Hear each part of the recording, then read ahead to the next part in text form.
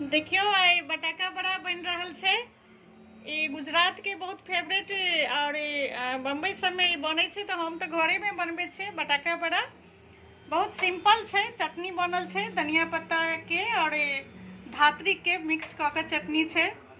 पनीर के पकौड़ा बनते, थोड़े तरा गेले हम, थोड़े बचल छै। ई बनेनाइ बहुत सिंपल छै, हम देखेलौ नहीं, देखा रहल छी, मुँहे से कह दै छी। देखियो ई मीठा तेल में ई आलू के उबाल क और ओहिमे धनिया पत्ता, कनी हल्दी और कनिक हरी मिर्ची काट के दऽ दियौ, धनिया पत्ता काट के दऽ दियौ, बस एतबे चीज पड़ै छै। सानि दियौ और बेसन घोरि क ओहिमे गोल गोल लेपटा लेपटा क मीठा तेल में तैर लिया। बस यह छियै बटाका बड़ा कहै छै एहिठमन।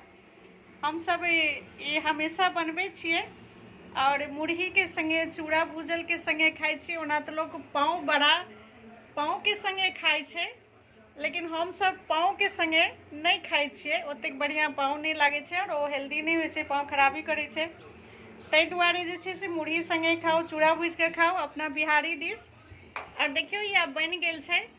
लाल लाल जहन एहि तरह से भ जायत एकरा निकालि देबै और बस आलू उबाल क ओहिमे हरी मिर्ची काट के दऽ दियौ और धनिया पत्ता काट के दऽ दियौ, कनिक हल्दी दियौ, मिर्ची पाउडर धनिया पाउडर ई सब नहीं देबै, बस कनिक हल्दी नमक एतबे दऽ के ओहिके सानि दै के रहै छै। और ई बेसन में एहन के बेसन जेना बड़ी बनबै छियै ने अपना बिहारी बड़ी, तऽ ओ बड़ी जकाँ बेसन के मोटगर के घोरि के गोल गोल बना बना के मीठा तेल में तैर लिया। तऽ बहुत सुंदर ई लगे छै खाय में। हम फेर कहियो आलू के उबाल के बनेबै ने तऽ केना के सानल जाइ छै सेहो देखा देब। आलू के सानैत नहीं देखा पेलहुँ। एना के घर में जे छै से बटाका बड़ा कहै छै, तऽ ई बनायल करब, बहुत ही बढ़िया लगे छै। बाहर में तो बिकाय छै, लेकिन बाहर वाला जे छै से पनीर पकौड़ा बन रहल छै।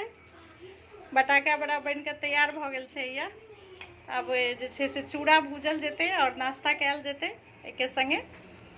तऽ घरे पर अहूँ सब बनायल करू। कहियो आलू में सानबै जखन हम धनिया पत्ता वगैरह दऽ कऽ, हरी मिर्ची और हल्दी दऽ कऽ, नमक दऽ कऽ, तहन बता देब। बस एतबे पड़ै छै, दोसर किछु नहीं देबै, कोनो मसाला नहीं देबै, सिर्फ उबाल कऽ और जे छै से हल्दी, हरी मिर्ची, धनिया पत्ता, नमक एतबे दऽ कऽ सानल जाइ छै आलू के और बेसन में मीठा तेल में तरल जाइ छै।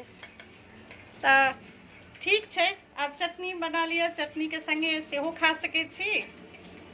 ठीक छै, तऽ राखै छी। जय मिथिला, जय मैथिली, बाय बाय।